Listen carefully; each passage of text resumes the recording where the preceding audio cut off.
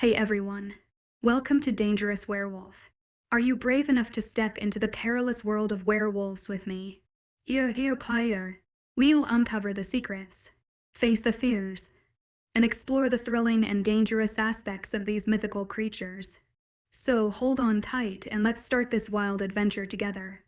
Chapter 48 Alex, by the Moon Goddess. If you're out there, help me. And then I let the arrow fly. I watched in great desperation as it sailed through the clear blue sky. One wouldn't know what horrors were going on today by how nice the day seemed. It was almost as if the world was calm, despite the raging going on within everyone's mind. Despite what was happening in this world, the sky was a calm blue and the clouds were small and few. It was almost a perfect fall day. Even from the top of the trees, birds could be heard chirping and going about their business even with the chaos around them. Outside of our territory, people were continuing their day. My classmates were likely sitting in class, either bored or trying to pass the midterms that I knew I was going to fail. Yet there I was, watching a thin piece of carbon fiber material with a pointed tip and bright-colored feathers sail through the air. Scratches and minor cuts from the few encounters of rogues and hunters that Jack and I ran into along the way starting to sting. My heart was racing and each beat having the pounding to match. I was there, fighting amongst a shadow war that 6 months ago I'd have never dreamed of. Fighting to keep safe the one person that I had grown to care so deeply for. Time had seemed to slow down for that moment. The energy of the bow still humming in my hand after the arrow's release. The scent of pine mixed with blood and steel. The soft breeze that seemed to have died down just in time for my shot. If it hadn't been for the elements around me that played with my senses, I'd have believed that I was dreaming. I'd believed that I'd wake up back home in my bed to an alarm sounding, telling me to get up and get on with the day. I'd go to class, think about some excuse to tell my parents on why I didn't have a college picked out yet, eat dinner, hang out with Jack for a short amount of time and maybe play some video games. I'd return home and lay on my bed, hoping for a decent night's sleep instead of nightmares. I'd get lucky and wouldn't have any, waking up the same and going about the routine all over again. It didn't seem boring at the time, yet it had turned into such a mundane thought.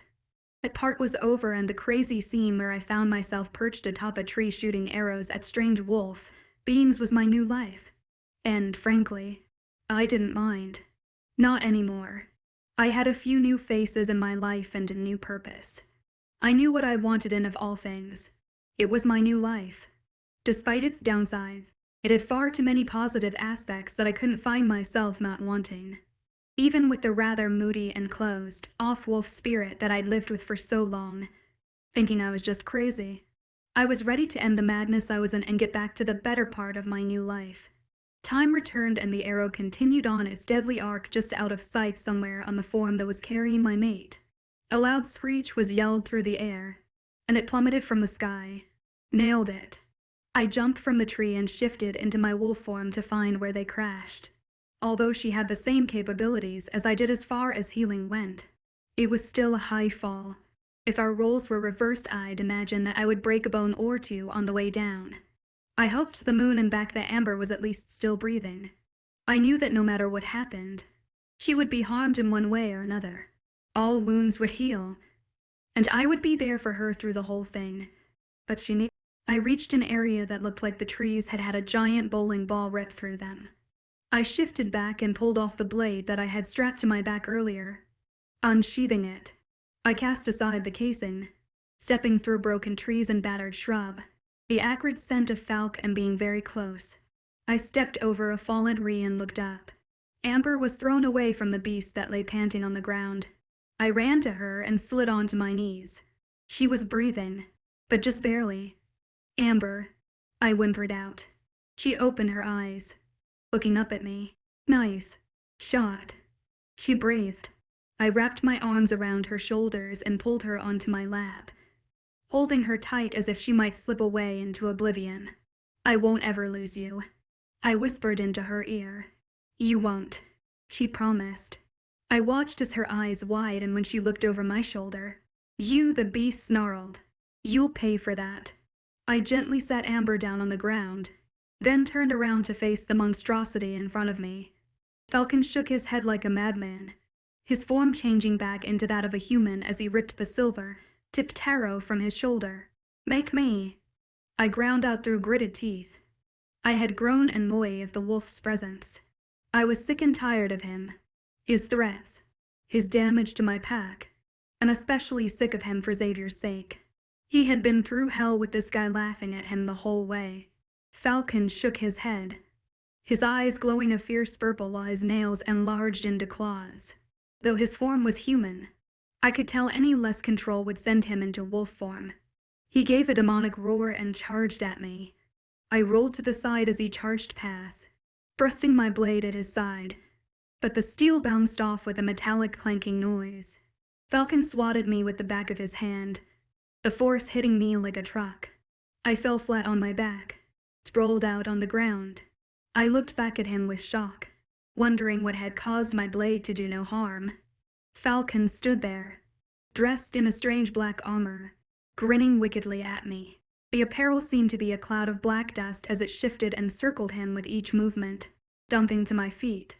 I lunged at him, but he quickly parried my blade with his own, one that I hadn't seen before. We thrust, blocked, and parried each other constantly, yet every time I landed a blow, my blade bounced right off of his armor. He had no issue on me. However, as each time his blade got close, I could feel the sting of it cutting into me. I was also slowly coming down off of whatever adrenaline rush I was on, and it wouldn't be pretty when it ended. Our blades clashed, sparks flew, and both of us poured sweat. I had to jump back several times to get away from his deadly swings that would have thrown me across the damage clearing had I attempted to parry them.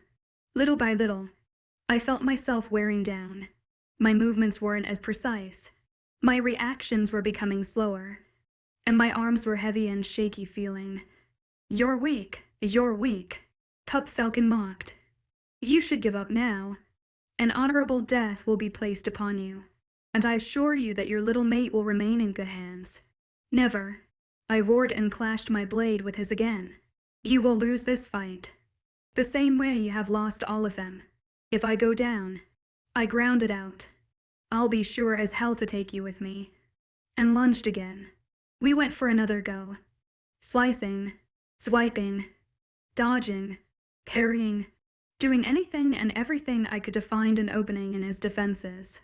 It came to a point where we seemed to be equally matched. I still held my sword up, circling Falcon as he did the same. Falcon lunged at me again, and I was far too tired to bring up my defense. He wanted me dead. There was no denying that. And I was more than likely going to die. I barely managed to get out of the way, bringing my sword up with the rest of my strength. Somehow I managed to bring it onto the hilt of his, and both of our blades broke away from us, falling onto the ground somewhere out of reach. I looked back at him and shifted, not prepared to let down my guard just yet. The wolf sneered as if that was exactly what I wanted him to do, before following suit. Emmett told me about a week ago that I had to let go altogether if I wanted to survive. I was always hesitant and I fought, and now I knew why. I didn't want to be like Falcon. I didn't want to lose myself to rage. But that's why we have a mate. To bring us down from our rage. That was Falcon's weakness. He didn't have anything to fight for. He didn't have a loyal pack to back him up. He didn't have a loving family to watch over him in a time of need. He didn't have a mate to stand by his side until the end, to help him and be there for him every step of the way. And that made him weak. I dodged again to the side when he made after me, and instead went after him. In a relentless attack, I bit, clawed, swatted, and charged into him, barely giving him room. It was a burn-out move, but I didn't have any choice. I felt Xavier come to the forefront, and it wasn't to take over. Instead, it was like we were side by side, fighting against the hellish wolf before us. Xavier wanted his blood for all the things he'd done to him before. I wanted him dead and out of my life. The two of us kept him at bay for what seemed to be hours. You will fall. Falcon roared into some strange link between us. No, not this time. This ends here. I'm done with you. I'm done with always fighting you.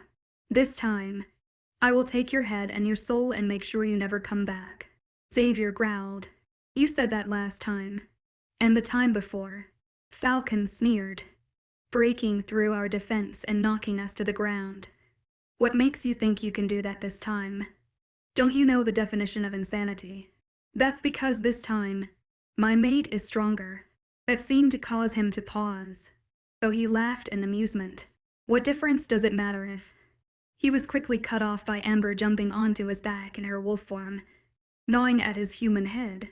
His arm went up and the cloud of armor followed, blocking her attacks. Though, as if startled, a small space cleared in the center of his chest. A glimmer from the sun told me one of our swords lay within grasp, and it was like there was a sudden pulling. A chance that I normally would have never had, and it would be the last one in the brutal fight against the traveler wolf go. I pulled myself off the ground and ran at the sword, shifting in an instant as I got to it. It was his blade, but it felt lighter and strange in my hand. My eyes shot back to him where my mate was just barely hanging on. I didn't have enough time to run at him as he shook her off with a tremendous roar, the black dust expanding in such a manner to cast her away. But it left him open. So I did the next thing that came to mind. I threw the blade at him as hard as I could, just like the arrow before. It seemed to slow down time just a little. Remembering my time with the mitt, I ran towards my other blade, hoping the one I threw at him put him off just enough. My hunter abilities seemed slower than before, yet it didn't matter. My own blade was but a few feet from him. A cry from the side brought a quick smile to my face as I picked up my blade, facing Falcon.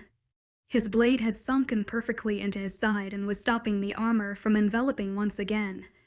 I picked up my own once more and ran swiftly at him, my weariness canceling out any hunter abilities I had, only just in time for me to drive my sword into the same spot as his. The crimson-coated steel glinted in the sun, sticking out on the other side of him, and just like that, the black dust dropped from him and vanished. No, he gurgled. I withdrew my blade and Falcon fell to his knees. To your own, brother, he muttered softly, his eyes growing pale. I lifted my blade to his neck. My brother died with my sister, Xavier growled, yet sorrow filled his voice. You are no brother of mine. Falcon raised his head, looking at us with a weak smile, coughing up blood again. I'll see you in the next life. Xavier. No, you won't, he snarled. You're through. For everyone you've harmed and for every bit of pain you've ever dealt me, I release your soul without a grasp of ever returning. Moon goddess, damn your soul. Xavier took over, pulling our blade high above our heads, and took a wide sweeping arch, cleaving his head clean off of his body. His body fell to the ground and his head rolled twice before his body seemed to disintegrate. The weight among the forest clearing lifted like a great breath of air after being submerged in water for far too long. Warmth flooded the air and Xavier gave the biggest sigh of relief, like his own soul was finally at rest as well. It's over, he muttered softly. I gave an equal sigh before falling to my knees in exhaustion. Every cut, scrape and stab that I had taken burned in my body was crying out for me to just lay down. I could tell I had a broken rib or two from when Falcon threw me around like a rag doll. A pair of warm arms encircled my neck from behind. I placed a hand on top of Amber's as she placed her chin on my shoulder. It's done. We won. I nodded, turning to face her as I pulled her in and held her tightly. It's over, I echoed, finding relief in those two words. We remained that way for a few moments, my breath slowing down. Once we both seemed to have calmed down, she spoke up. We need to head back. I bet some of those rogues will still be fighting, if they're smart. They won't. I growled softly, placing my shirt over Amber's bare form. It was just enough to cover what needed to be covered. I turned back to look at Amber, who seemed to have a problem shifting. I can't shift. Falcon must have done something, she said, sounding worried.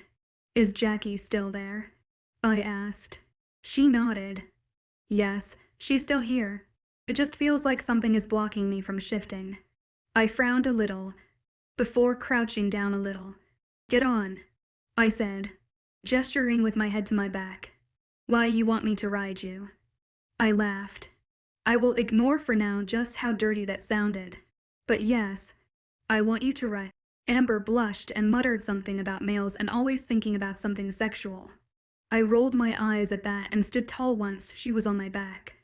I forgot how soft your fur was, she said quietly, stroking the fur behind my ears and around my neck. Hold on tightly. I don't want to have you flying off now. I felt her hands grip my fur tightly, but it wasn't uncomfortable. She had me by the scruff where there was loose skin. I leapt forward, starting our semi-long trip back to the house. Thankfully, Amber didn't fall off during our little ride, though she did start to complain about her rear becoming irritated from rubbing on my back after a while. Something about never wanting to ride the bare bottom again.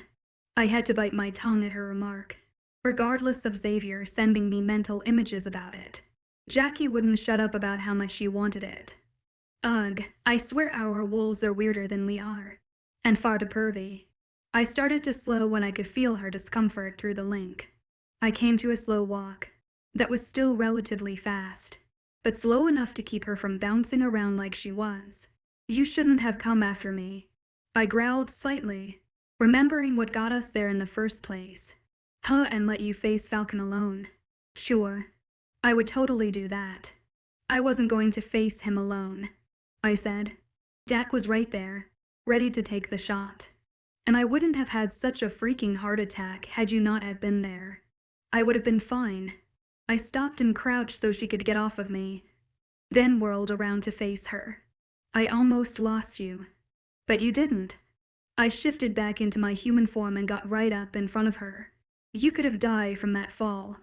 Amber. Hell. He knew how to get you to shift and remain human. He had a knife to your neck and I couldn't do shit.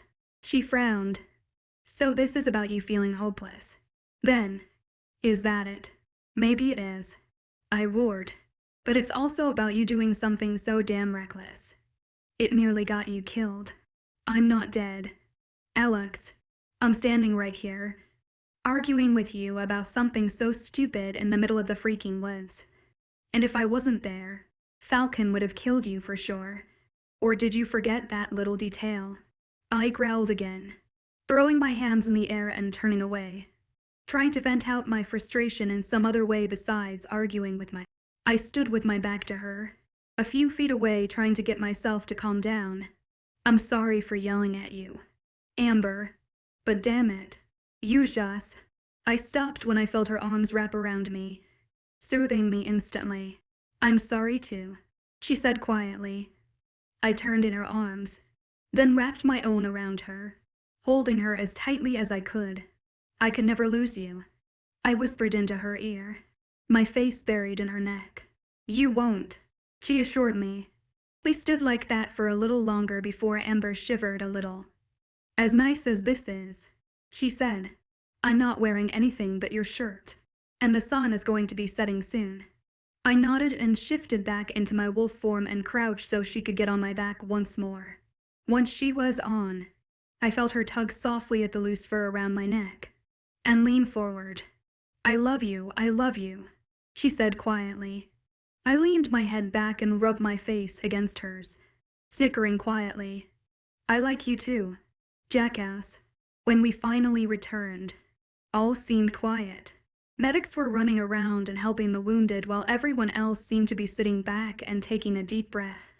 The tents were being disassembled, and I watched as others dragged away bodies and others picked up fallen weapons. The battle was won and the threat was over. When I walked up to the front door, I was able to nudge it open with my head. It seemed that everyone was running back and forth, so it wasn't necessary to completely close it just yet. I trotted into the living room where Amber then tried to get off of my back. Xavier, however, wanted her as close as possible, so the minute her feet touched the floor, we were rubbing up against her side, keeping her close. Alex, come on. I need to go put on some pants or something. She whined as she attempted to leave my side. I growled, pushing her in the way of our room. She sighed, clearly giving up on making me wait for her, and led the way. Once inside, she went to the closet and got out some clothes. then headed towards the bathroom. Xavier growled and she stopped to look at us. "I'm just going to be in here," she complained. "I'm not going anywhere. I need you in my sights at the moment," I said calmly. I may be somewhat calm, but Xavier is far from it. "Oh, great moon goddess. I can't even change. You act as if I've never seen your luscious body before," I commented dryly, smirking on the inside. She blushed tomato red, before turning away. "Not my point." "Yes, but it is mine." "Shut up," she said as she pulled on a pair of sweats. I at least had the control to look away and try to give her some privacy. Mated or not, I wanted to at least give her that much regardless of what Xavier thought. I did try to peek at one point, which led to my shirt being thrown over my face. I barked with laughter and let it drop. "I do question you sometimes. You'd be as crazy as I am if you didn't," she teased, pulling a t-shirt over her head. "Come on, we should get downstairs and see what's up." I nodded again and followed her out the door. Woo. Now that was a chapter. Thanks for reading, guys. We're nearly at the end. Chapter 49. Amber, Alex had thankfully managed to shift back before we made it downstairs. Just in time as well, since when we did, we were met with a bunch of eyes. "I'm so glad you are okay," my dad said, running up to me and hugging me. "I'm glad you're okay too," I said, hugging him back. He looked like he had met plenty of resistance and troubles as we had, but the healing factors of an alpha were greater than others, so it looked like he'd only walked out of a bar fight instead of a crazy supernatural battle. Alex's parents were assisting some of the wolves in the area along with my aunt and uncle. Tobias was being patched up by Paige, as he seemed to have been shot a few times. Sayera was next to her trying to get some gauze pads ready. Jack was close by, barking orders at some rather stunned wolves. He'd make a pretty decent beta. "How are you feeling, Alex?" I'd asked, looking up at him. "I heard Falcon is finally gone." Alex nodded and everyone listening sighed in relief. "He's gone." Xavier made sure of that. "He won't be coming back any time either, even if Amber almost got herself killed in the process." Alex mumbled the last part under his breath. "We will talk about that later." I growled quietly at him. He kept quiet. "How is everyone?" I asked, turning back to my dad. "Everyone here is good. There are some that are getting their wounds checked out," he said. "How many did we lose?" I asked, scared to hear the answer. My dad sighed and let me go. "Too many." "How many?" Alex pushed, obviously needing to know. 2 days ago we were 1,200 strong. Thomas counted 740 hour ago, not including missing and other casualties.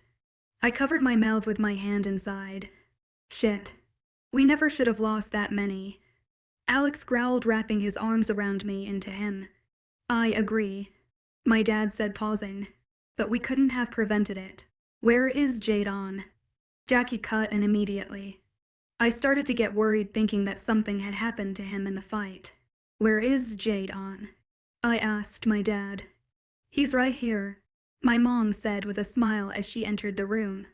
I breathed a sigh of relief and took him from my mom. "Hey, little man," I said, smiling. He wrapped his arms around me and gave me a big hug. "I miss you," he said into my neck. "I miss you too," I said with a smile. "Oh gee, thanks," Alex said, laughing. "Alex," Jadon said, and he jumped from my arms into Alex's awaiting ones. "What's up, dude?" Alex laughed. "I missed you too," Jadon said, AWW. "Miss you as well." My mate laughed, giving him a big hug. "It's been a month since the whole war thing happened and everything is going a lot better. We have had all the funerals for the ones that lost their lives fighting for their pack, and the families and mates are doing better than expected. Jadon is fitting in really nicely with all the other little kids, and Alex and my dad had them take down the old playground and put in a new one. The new one is bigger and better according to some of the kids." I was outside as I watched my dad grab Alex and they went inside the pack house to talk about something, I guess. "You know," my mom started as she sat down next to me on the bench. "Since the whole ordeal with Falcon is over, You and Alex will be made Alpha and Luna sometime soon. Already? I gasped. My mom nodded with a smile, yes. Your father and I both think that you are ready to take on the responsibility of leading this pack. Great, I mumbled. What's wrong, sweetie? My mom asked as she put her arm around my shoulder. Do you think I will be a good Luna? I asked her. I want your honest opinion. I laughed, well, she said, looking around, and her voice trailed off. Mom, I laughed and hit her shoulder. I'm just kidding, Amber. Of course. I think you will make a good Luna. I mean, you took in Jadon and he isn't even your own kid. Hell, Jackie took him in as her own. I think that you are more than ready to take on this title. You deserve it. Amber, you are such a strong, smart, independent woman. You deserve to be called Luna. And besides, I think I'm getting too old for this job. My mom joked. I laughed and looked up at my mom. Thank you, Mom, for everything. Love all of you crazy faithful shifters. Mama Shifter out. Ost on Chapter 50 Epilogue. 2 years later, Alex. I awoke to the sun shining in my eye. The curtains pulled back and letting a soft breeze flow through the open window. It wasn't early, but I could tell that it wasn't late in the day either. The air was crisp, a wisp of winter among the gentle wind, just foretelling the months to come. I turned my head just enough to see my glorious mate. A soft, purr-like noise left my lips as I trailed my knuckles gently along her cheek. Amber's eyelids fluttered open, and her eyes met mine. The sight took my breath away, even after nearly 3 years of staring into them. Something I would never get tired of. I don't think I'll ever get used to this, she whispered, never taking her eyes away. Used to what? Waking up so nicely next to you, she said as she snuggled closer to me. I swear it gets better every day. I growled softly, wrapping my arms tighter around her waist, pulling her back into my chest as I nuzzled her neck. Good, I breathed. And let me know if you ever do get tired of it, so I can try something else. Something else, she squeaked. And what might that be? I chuckled softly, nibbling a little on her ear. If I told you, it wouldn't be a surprise for when I need it. Amber giggled, laying her head back on my shoulder. I'll remember that.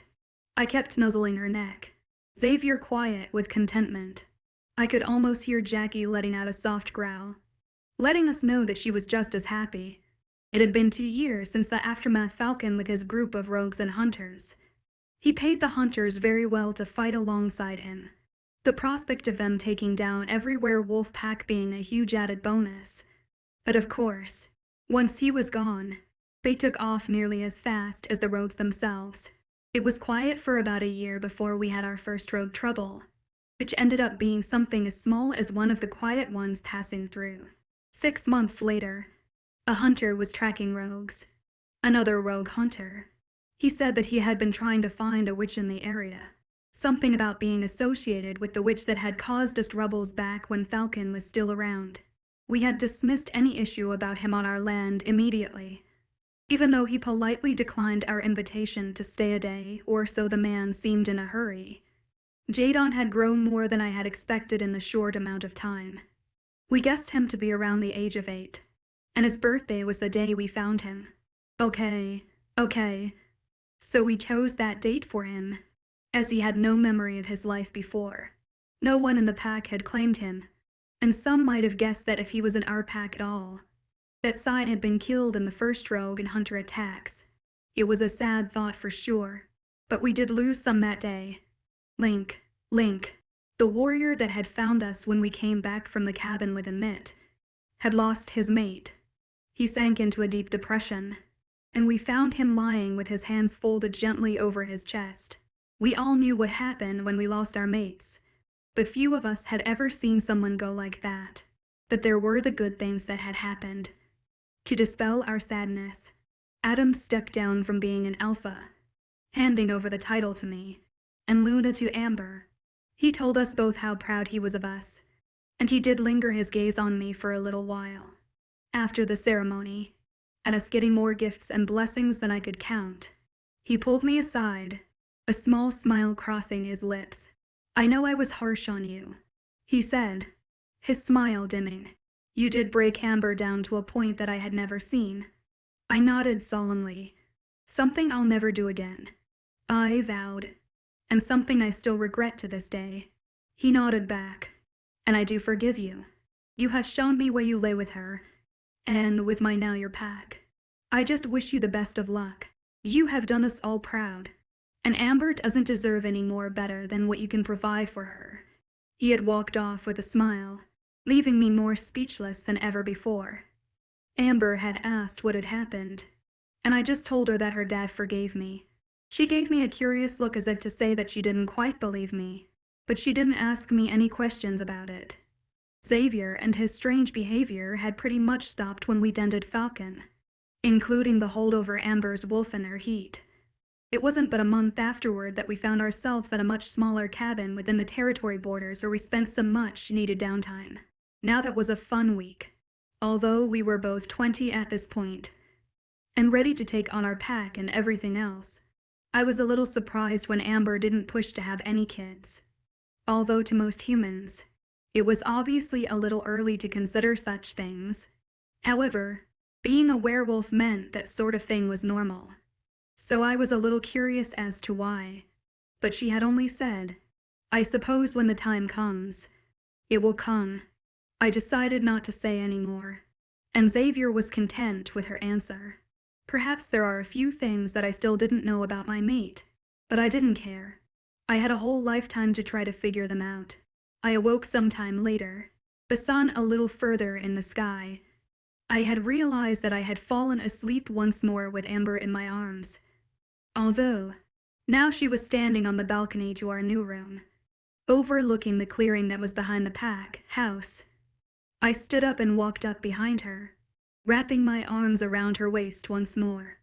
I rested my head on her shoulder and looked across the clearing, watching my pack. Some of the older kids were practicing some of their training, the younger ones seeming to play some sort of game of chase, while the adults stood around and watched them. The warriors were passing back and forth, a few doing patrols and others sitting and enjoying the nice day with their mate, the single ones hitting on whichever single girl there was. I laughed internally at the last thought, hoping it wouldn't bite them in the ass when they did find their mate. My smile grew when I noticed Jadon playing with one of the red head girls. Her brother was my current fourth in command, and she had him wrapped around her finger already.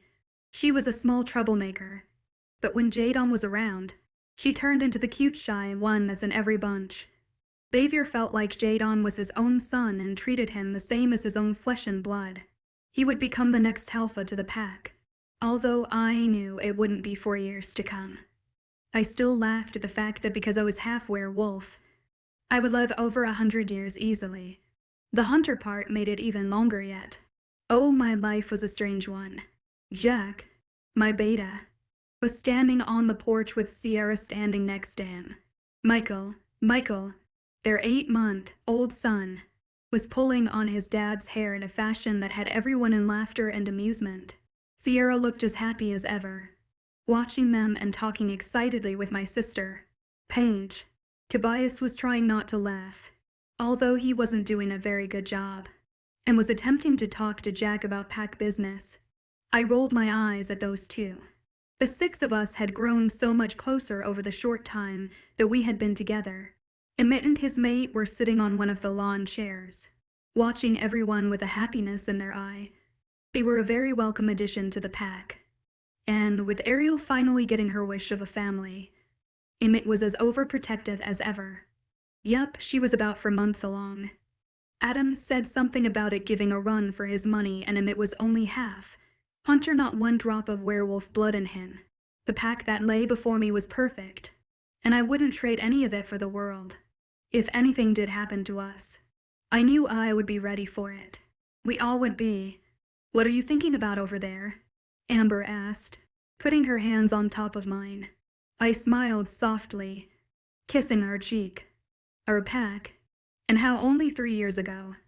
I was just trying to survive our math teacher's lectures. Did I mention we did graduate?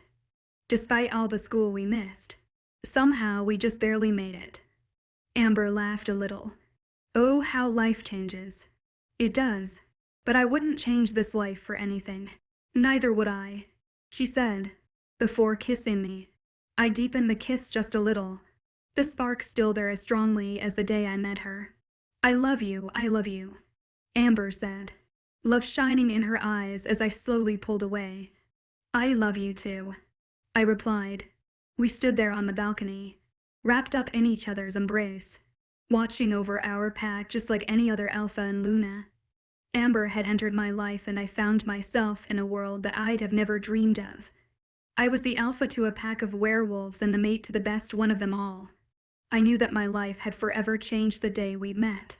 The day that caused all the secrets to come forth and for me to learn that our world was far larger than I'd imagined. I wasn't human. I was a werewolf. My girlfriend, my mate, was one too. And I wouldn't have it any other way. My werewolf girlfriend. The end. Thank you all so much for joining me on this dangerous werewolf journey. I hope you had your hearts pumping and your minds racing. Don't forget to subscribe, share your thoughts in the comments, and come back for more exciting and dangerous tales. Until next time, stay safe and keep that adventurous spirit alive.